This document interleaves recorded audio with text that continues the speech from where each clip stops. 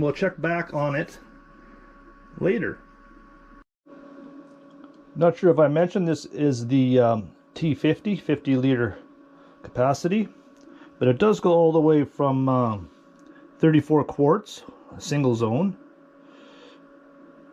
all the way up to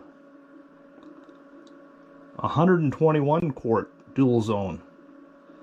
So quite the variety, one for whatever your needs are.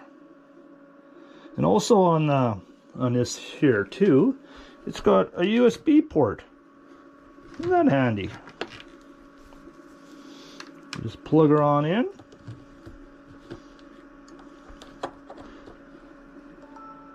And we're charging my phone. So that's handy, especially for people camping, or you can use this in your boat, anywhere. Maybe a man cave, a little extra fridge for your beer or whatever. Okay, next morning, let's see how the fridge is doing.